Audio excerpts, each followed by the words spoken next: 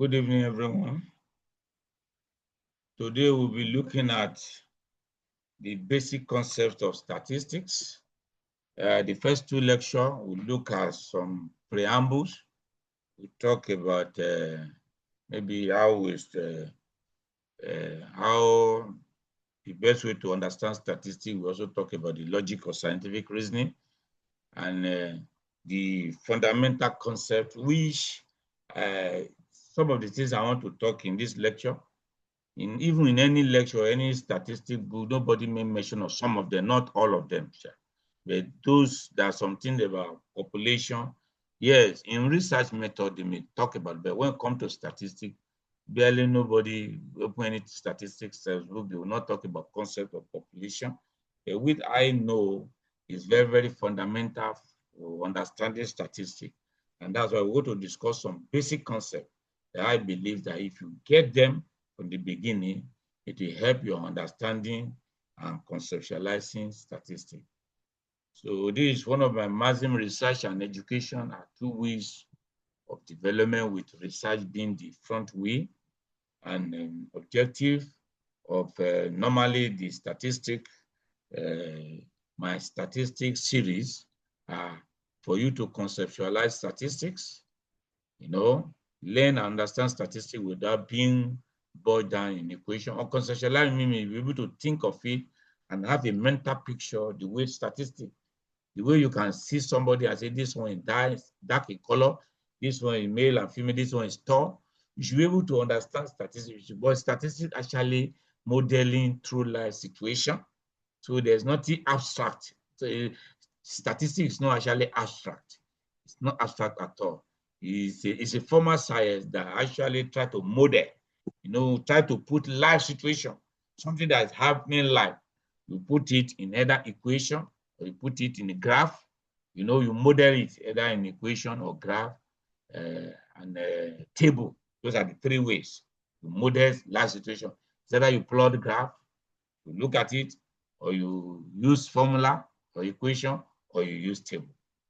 Now, to understand why and how to determine sample size, I usually put that there also because I know that by the time you are running analysis, issue of sample size affects your result, where the way your result is going to be, whether the statistic, whether the result is going to make meaning or not. It depends on whether you have a good sample size. Choose the appropriate statistical test during data analysis.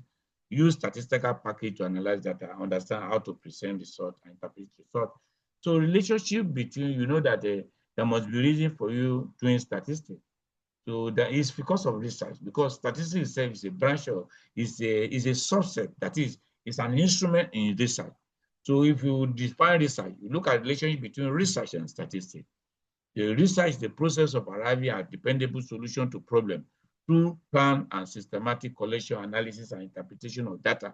While statistics is the scientific method of collecting, organizing, summarizing, analyzing, interpreting, and presenting data. You can see the common word that is data. From these two definitions, you know that you can actually say that research is the process of arriving at dependable solution through statistics. But you may not say that, because if you say that, it's not completely true, because there's some research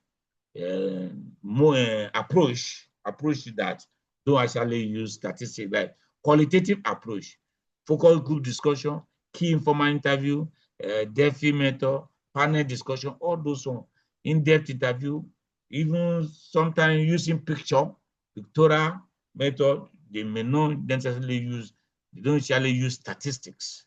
So here, that is why you cannot actually say, but for over the years now, statistics have been taking prominent position in research.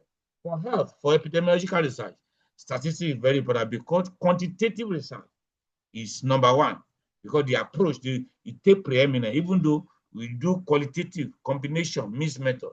But for epidemiology research, because epidemiology is the backbone of public health, and in research in health, generally epidemiology, and is based, the foundation is statistics, about statistics. And that is why most epidemiology research is quantitative. So we may bring some qualitative in. So that's why in epidemiology research, statistics is very, very important. You cannot compare with research in law. They have never done statistics. Recently, they are now coming. They don't do quantitative research. They do qualitative research, but now they say they want to start doing quantitative. But for health, it's majorly quantitative, then may bring some qualitative in. So that is why statistics is very, very important. For field of statistics, mathematical statistics, this one involve using model, mathematical model to represent life, situation, true life situation. Why apply mean the application of this mathematical model to a specific field. For example, when you apply it to biology, that is biostatistics. When you apply it to economics, econometry, to psychology, psychometry. So biostatistics is the branch of applied statistics. The applied statistical method to medical, public health, and biological problem. The basic concept we want to talk about is population and sample, variables and data, measurement and observation, scale of measurement, parameter and statistics, and descriptive statistics and inferential statistics. Population is the basis.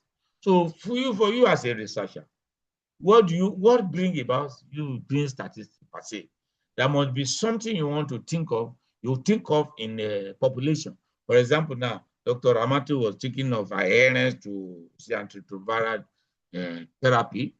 So adherence is a phenomenon, more like a variable that she is interested in. Adherence among who? There must be among a population. Because the problem, any problem a researcher think of, it must be among population. So that is why when you define, even epidemiology, you say a distribution and determinant of health-related state or event in a specified population. That specified population must be there.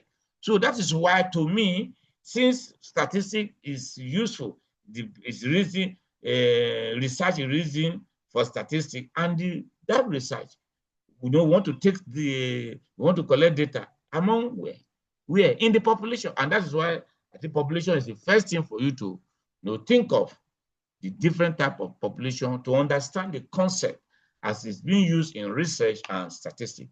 So it's a set of person or object having a common measurable characteristic.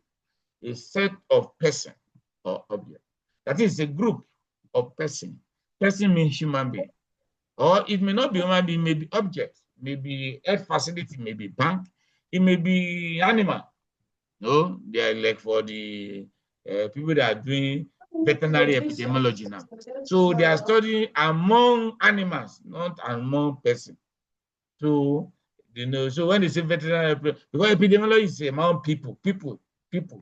So person here means person, but it may not be. You may not be studying, even though it's among people, but the population you are studying concerning people may not be actually people. Like for example, you have studied air facility.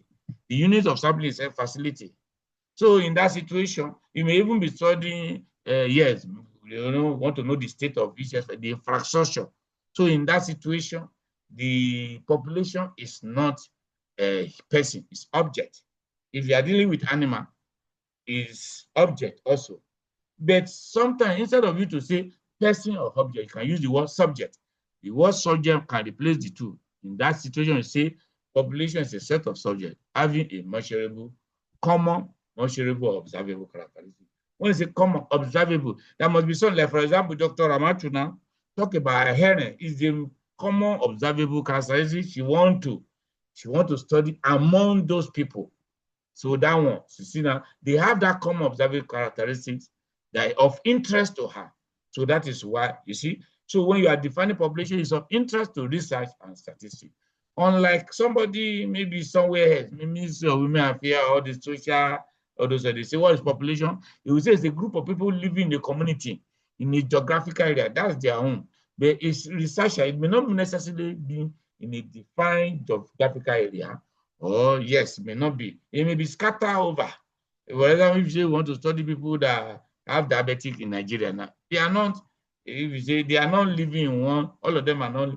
living in one state, or even if they are staying in Abuja, they are not living in one local government or one province. People that have bad diabetes, they are scattered.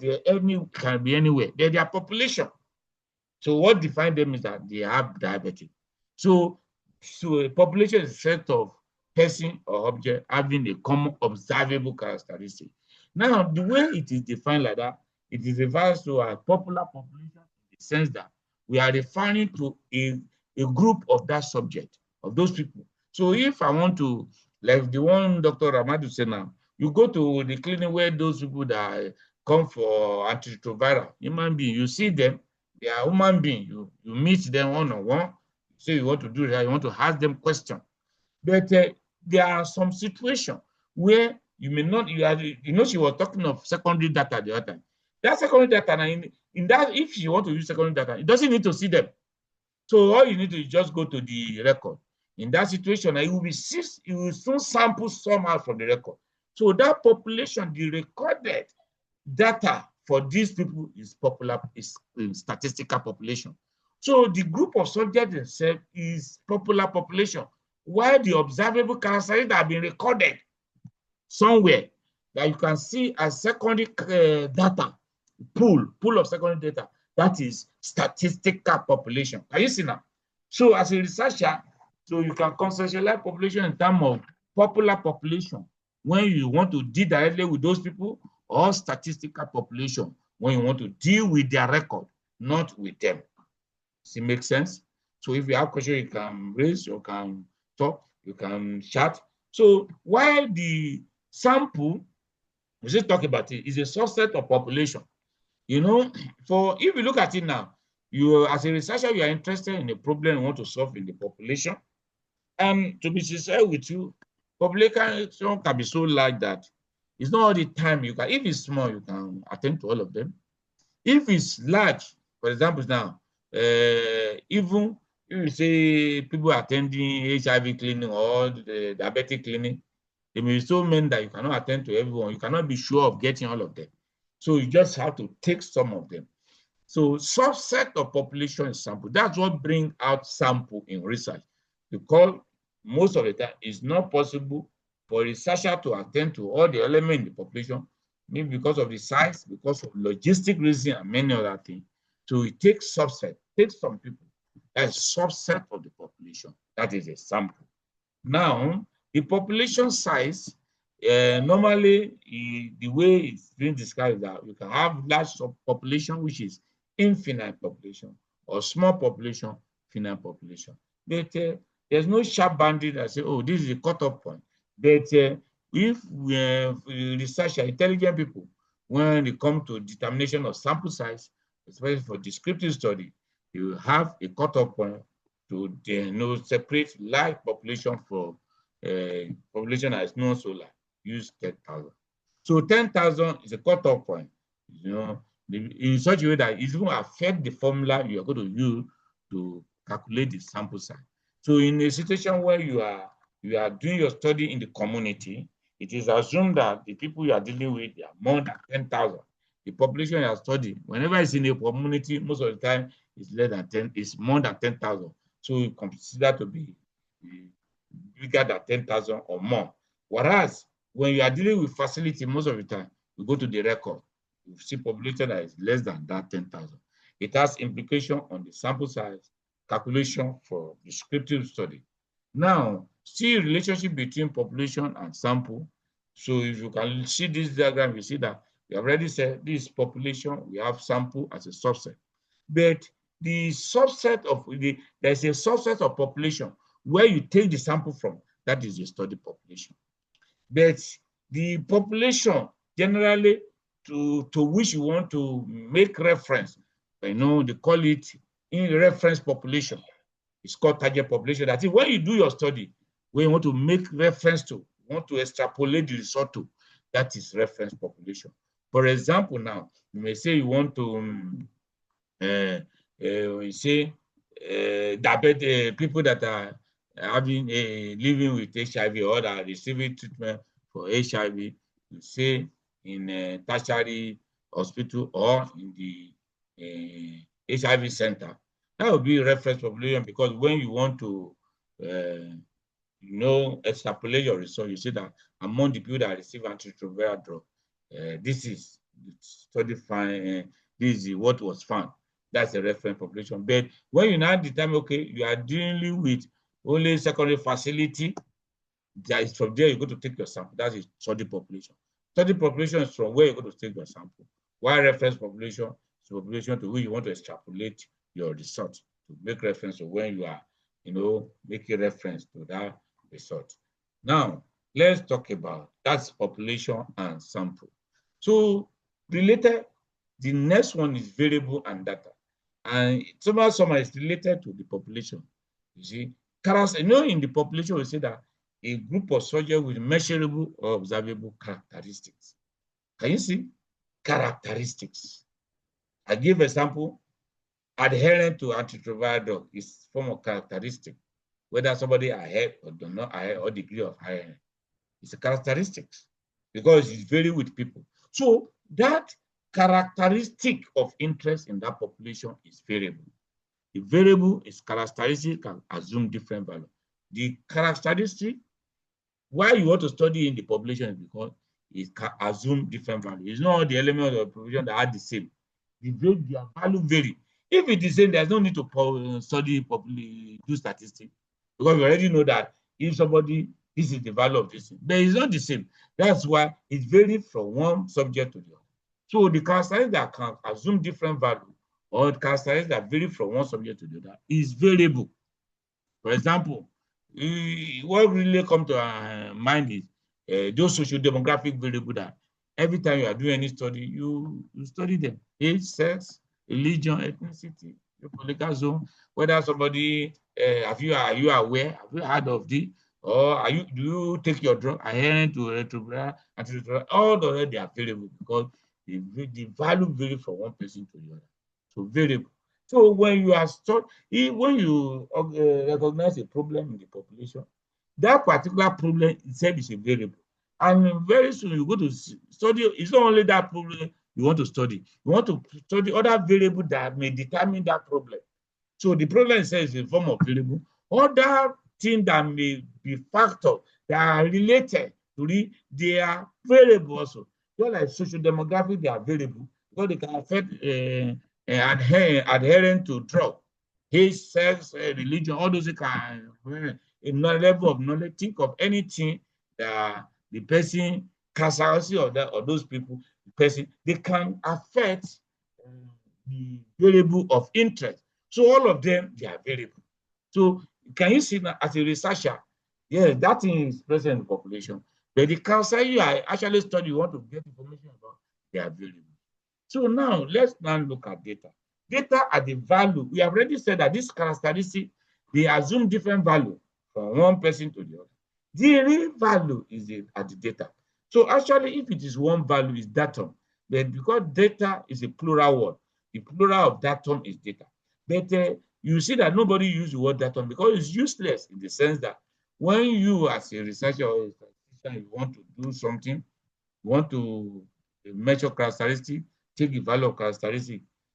You don't take one characteristic from in your study, you take many. Even if you even take one, you don't, it's only one person you attend to many people. And you see now, so for example now, sex is a variable. The value is either male or female. So male as value of is datum. If you record male, that is datum. But if you record male for this person, male for the other person, female for the about 3 people, it becomes data because datum in 2 places or more become data. That is why the word datum is useless. And apart from that, it's not only about even weight. Sex, you want to collect information about sex, age, marital status, ethnicity, adherence, level of knowledge, awareness, many things you want to. So that is why for each of them, you have value. For each person, you record. So that is why the word datum is used. So when you are collecting data, you are collecting the value of each variable for each person you are recording. That is data. Can you see? So values, a characteristic can assume or even the values. So that is why when you say you go to the view, you are collecting data. You see in your questionnaire, you have different variables, age, sex, anything. Each of them, as you are entering it, you are not entering age again. You are just entering 35 years. You are entering the value of the characteristic for that person. Those are data. Sex, male, female, male, female. Age, 37, 27, 38, 45. You are entering ethnicity, this one, religion. You are entering different. These are data, the value variable. Now, so have you understood that? Can you see the way it flows from population to variable to the value of the variable data? Now, before we move further to talk about others, there are some classification of this variable. This variable and data, they carry the same because variables, data, values of variables are data. So the classification, there are different types because there are different type of variable and data. Though the type of variable determine the type of data. So the same classification go for them. So if you say quantitative variable now, the data will be quantitative data. Now there are different ways you can actually classify this variable. But we first of all use the most fundamental way, the most rudimentary that make people to understand. Then I will also show you an alternative. But every other one depend on, as you are advancing, as you are treating different subjects, we'll be able to explain more. There are different classification. We'll be talking about dependent, independent variable. We're not talking about it now. That one is when you want to analyze, you want to say, okay, two variables, we want to look at the relationship between them. One depends on the other. One is exposure, one outcome. We'll be talking about that. Then now, the first thing, the most fundamental way to classify for you to understand is that, we have already said that values of variable are data. Depending on the type of value a variable can assume, you can give. There are some value, there are number. When you are putting this number, like from A for age now, say 20-something, 30-something, is number. Number of children is number. Score, blood sugar is number. Weight is number. Height is number. All these one, they are number. The value of height, of weight, of blood sugar, of hemoglobin concentration. Now, of age, they are number. Then there are some variable characteristics or variable that the values are not number, like sex, is either male or female. There's not like 1 or 2. If you put 1 or 2, you are just coding it. That's not the real value. Skin color, ethnicity, religion, all those things, they are value. Whether you are hen or not, you are hen, yes or no. You take the drug, yes or no. Have you heard of this? Yes or no. All those ones, they are not number. So whenever you can, the value of variable can be number. It's called numerical or quantitative variable. Like the age, the blood sugar, the weight, height, they are quantitative or numerical variable. But if you cannot give number, it's something else. It's just quality. It's categorical or qualitative. Why they call it categorical is that particular value you are giving is just quality. It ends up categorizing them. For example, now, for sex, it's either you are a male or female. So it has categorized into male and female, the value. So usually give you limited range of value. Unlike if it is number, you can give quantitative. When we talk about blood sugar, you can have many possible values that are possible. But for categorical, you usually have limited value because it's quality. For example, skin color. You may decide to say, okay, we want to look at color, light complexion, we have dark complexion, chocolate. We can say these 3 categories. You can say, okay, in ethnicity in Nigeria now, even though we know that we have over 400, but we have a way of managing it. You say Hausa, Igbo, Yoruba, others. So talk about religion, say Islam, Christianity, we not say other, either pagan or whatever, say other, or traditional. So somehow, the categorical variable have a way, they are limited in value, while the numerical variable, they are infinite number of possible value. Now, before we now proceed for each of them, let me quickly describe scale of measurement, because the basis of recategorizing them into nominal, ordinal, discrete is based on what I want to quickly look at. But before we do that, I want to shine a light calling quantitative variable category qualitative variable. You know, we say that the data will be quantitative data, qualitative data. But it should not be this one now. You know, we are talking about statistics. It should not, it's different from approach to research. The approach to research is either qualitative or quantitative. The qualitative are focus group discussion, key informant interview, because that one, you are not using survey, you are not taking question. But the quantitative now, you know, that's why you have questionnaire or proforma, where you are ticking. This says you need to tick. Some of them are numbers, some of them are non-number. That's what we apply quantitative and categorical for in statistics. But when you are looking at approach to this one, you may say, okay, qualitative, quantitative. So the one that survey where you can tick all these, that requires statistics is quantitative research. While the one that requires just to get people's voice and write what they say down, or sometimes take picture, they are qualitative. Qualitative. And the reason is very simple. Why they call that one qualitative is that when you are summarizing, you are not summarizing in number. You are summarizing the research in word. Like, for example, focus group discussion. You just quote that majority of them, you just say they say this. You now quote, you do some quote from what they say. But in quantitative research, whether you are dealing with a quantitative or categorical variable, that is, either the variable you are recording is either age or sex that is categorical, or age that is quantitative, you are going to use number to summarize it. So that will be subject of discussion later. It's number. Whether you use percentage, you also mean more than median. That's what you use to summarize those. That's why they are called quantitative research. Because at the end of the day, any research that requires statistics is number that will hand it. All your table graph, everything is number. When you are summarizing, is number. That's why it's quantitative research. Why the other one is not number? You just go and quote, be quoting things sometimes, quoting what from people's mouth. That is why they call it categorical. So the type of data you now collected, all this data we collected through survey, we call it quantitative data. While the one we collected, all those voice we collected through focus group discussion, key informant interview, panel discussion, we call them qualitative data. Can you see that? So it's quite different from what we are talking about here. Because here now, we are talking of statistics that's just addressing only the quantitative approach.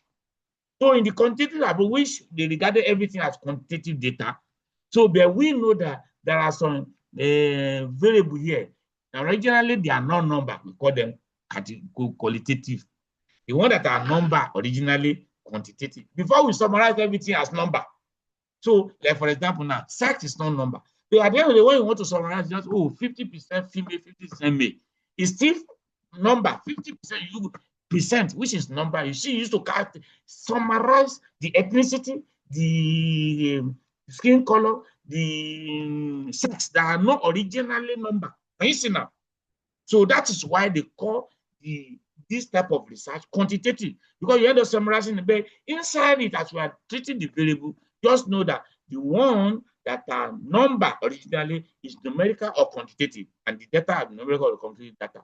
While the one that are non-number originally, they are categorical, and the value, the data are categorical data. Just know. So we must not confuse it. So let's move to look at scale of measurement. This scale of measurement, so is one man, Stanley, in 1945, that first of all described this four scale for you to understand the different, how you conceptualize, how you handle variable, how you measure. Measure in this, you're talking about scale of measurement. It's a conceptual scale. It's not physical scale. It's a, how do you conceptualize variable? So it has boxed them into four categories. Any variable you think of, any variable in statistics and research, that is the aspect that requires statistics, that's quantitative research. You already conceptualize all the variables you measure into four categories based on that the scale of measurement. And the way the scale is from the simplest to the most complex. So it's ingredient. See? So the first one is the simplest. So the first one, we call it nominal variable. Nominal. Nominal, this one assign variable into categories without ranking. You know, I've already, okay, I said something about assigning to categories. What you just mean here is that if you say the value of this variable, you said that it belongs to either 2 or 3 categories. For example, sex now, male, female. Treatment type, surgery, chemotherapy. You may talk about maybe department. Are you in medicine, or surgery, or pediatrics? You know, ethnicity, Hausa, Igbo, Yoruba, Shekiri, religion, Islam, Christianity, traditional. These are nominal. Nominal in the sense that you just have different categories, but there's no element of ranking. That's what making them no element of ranking. You cannot say you arrange it according to the highest to the lowest, or according to the lowest to the highest. You can just arrange the least thing you can do is to just to make it arrange in orderly, say alphabetical order. That is why in Nigeria now, when they are listing state, Abia is number 1. See, you just want to say alphabetical. It doesn't mean that Abia is number 1 state in Nigeria. No, it's just nominal. They will leave Zamfara last because it's Z. No, it doesn't mean that Zamfara is the last. It's just alphabetical order. So different states now, ethnicity, sex, these are the school you belong to, the department you belong to, the course you are reading. All those are nominal variable. The classifiers are nominal in the sense that you belong to one category, but there is this category, there's no element of ranking. There's nothing that shows that one category is higher than the other, or one category is lower than the other. That's the one. There's no order. O-R-D-E-R. No order. No order. No rank. Now, there are some variables that cannot fit into that. They will have the category like that, but there's this element of ranking. So you see now, in addition to the different category, you can actually arrange them. Look at ordinal. Is assigned variable into category with ranking, but no attribute of how much more. Example now, when we are talking about disease severity, you see, mild, moderate, severe. If you like a scale, see, strongly agree, neutral, disagree, strongly disagree. So you have graded. There's order. If we talk about level of education, see, no formal education, primary, secondary, tertiary. There are different categories. Yes, but this category, you know that you can arrange them in order. There is element of more than or less than there. You know, primary is less than tertiary. So it's the same thing with military ranking.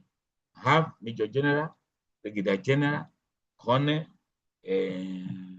major, group captain, and all those. So you see the same thing in nursing, even medical profession. You have chief nursing officer, principal nursing officer, all those different categories, the same thing, the different profession. Even occupation, if we use registrar general classification, we have professional, intermediate, non-manual skill, semi-skill, on-skill. Can you see? There are different categories. You can arrange them. There's order. So this is nominal scale. So there are some variables that belong to that type of which we have given example now. But this element, if you look at it now, it has the ordinal, has all the elements of the nominal because they have different categories. They have something in addition, which is the ranking. But that ranking, that we know that there's more than or less than. How much more, how much less, we don't know. Because that element is not captured. For example, when you say brigadier general, the distance between brigadier general and major general, is it the same thing as the distance between brigadier general and colonel? We don't know. You can, it's just like consultant, senior registrar, medical officer. The distance between consultant and senior registrar, is it the same distance if you quantify it between senior registrar and registrar, between registrar and maybe house officer? You cannot really say. You cannot really say because you cannot quantify how much more, you don't know. So when we say strongly agree, disagree, all those. The distance between you, is it constant? No, they are just subjective. So how much more you cannot know. So it leads us to the next case. That next case is called interval or equal interval. That's actually the actual equal interval. This assign variable into categories with ranking and with this attribute of how much more, how much less. Can you see? If you have, but this one, the problem we have, it does not have a zero origin. I will explain that one, the meaning of zero origin. So this one now, the two, well, the commonest two, there are some other variables that are under it. The commonest two are, so the commonest two are centigrade scale. Let's try and mood as we are entering. So centigrade, temperature measure in centigrade and Fahrenheit. For example, now, if somebody, you measure somebody's temperature, the body temperature is 36 degrees centigrade, another person is 37 degrees centigrade, another person is 39 degrees centigrade. Now, you will see three of them. You can say you have three categories. So, three categories. The element of more than is there. You know, 37 is more than 36, 39 is more than 37. How much more you know also? You know that between 36 and 37 is just 1. Between 37 and 39 is 2. You can see. So you can know how much more. Yeah. But the only problem you have, it does not have true zero origin. The meaning of true zero origin, but asking is that if the element you are measuring is absent, the scale should read 0. Or if you see the scale reading 0, it should mean that the element will not be there you are measuring. For example, now, that's a crude illustration. If you bring a weighing scale now, put it down, and it's well calibrated, no problem with it. If you put something on 1 kg, it should reach 1 kg. If you well calibrated, nothing is on it, it should reach 0. The pointer should be in 0. And if it is a level digital, it should reach 0. So if you now put something of 5 kg, it should reach 5 kg. If you remove and put something of 70 kg, it should reach 70 kg. If I stand, I'm 70 kg, I stand, it should reach 70. If I come down, it should reach, go back to 0. That shows that it has true zero origin, because when it reads 0, it means nothing is on it. And if something is on it, or when it reads 0, that's something that nothing is on it. And if something is not on it, it will read 0. That's the meaning of true zero origin. But the temperature on Fahrenheit and centigrade is not like that. Because if somebody, you measure a body now, it's not a human body anyway, they say 10 degrees centigrade. Another body, 20 degrees centigrade. From what you'll be thinking that, wow, this one 20 is twice the other one. It's not like that. Because the scale instead does not start from 0. The reason being that if the element is not there, it's not 0. Look over the centigrade scale now. 0 degrees centigrade, that's where ice melt. So you can see measure temperature below it. It will be reading minus. And you see, because it doesn't naturally, if something, that shows that there's still temperature to measure below it. And for you to understand the concept, why it is like that, if you remember physics, that's why people that did science before grab this better than the people that didn't do science. If you remember physics, chemistry, this kinetic theory of matter. Matter is in a state of constant motion. And every time, even your body that look at it, sorry, the atom, the element, the molecule, they are moving. So water is the one that describes it better, because in the steady state of water, it describes that kinetic theory very well. So, and the kinetic, what is it? Kinetic theory. So kinetic is linked with kinetic energy. And the kinetic energy, when you increase, you supply it increases kinetic energy. Kinetic just actually movement. So now, if you have water now, you boil it, you put it, the movement begin to be rigorous. Before you know it, the water molecule split and it will turn to gas. And if you cool the gas, it condenses and becomes water. The water is still free, but if you try to continue to remove heat from it, the movement begins to slow down until the water that is free to move will move, come together and become ice block. And if you continue freezing, the temperature. So normally, if you continue removing the heat, there will be a stage. Even the ice block, the molecule are still moving, vibrating, but the movement is not like when it is liquid. As you are removing the heat now, removing the heat, it reach a point where matter stands still. Nothing moves. It stands still. And the only temperature scale that measure is Kelvin. So if matters, this matter stands still, you cannot measure temperature because there's no kinetic energy again, no movement. So at that point, the temperature will be zero, and it's using appropriate scale, which is the Kelvin scale. And that is why at that value, Kelvin will be zero. But if you extrapolate the value to centigrade, you will see, look at that value. At 0 degrees centigrade, at 0 Kelvin, the Celsius is the centigrade, is minus 273.15 Kelvin. So at 0 degrees centigrade, which is in Celsius rather, Celsius, the Kelvin is 273.15. Can you see? So what it's telling us now is that is this Kelvin that has 2 origin. When there's no temperature, it says 0. If it says 0, it means there's no temperature. If Celsius says 0, does not mean there is no temperature. That's the temperature is just where the ice met. And if you extrapolate temperature to Kelvin, is 273.15 Kelvin. Can you see now? So in Celsius and Fahrenheit now, 0 does not mean the attribute is not there. So it doesn't have true 0 origin. So if the attribute is not there, it will not reach 0. If the attribute is not there, it will reach minus 273.15. For the Fahrenheit, when the attribute is not there, it will reach minus 459.67.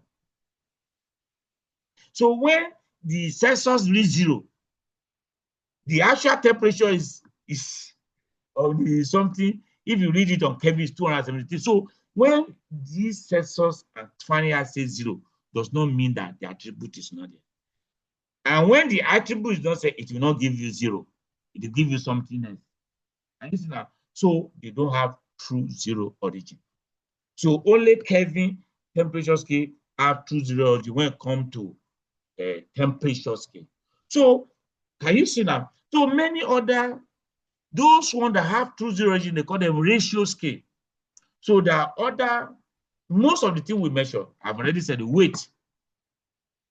If the weight is not there on the scale, it will say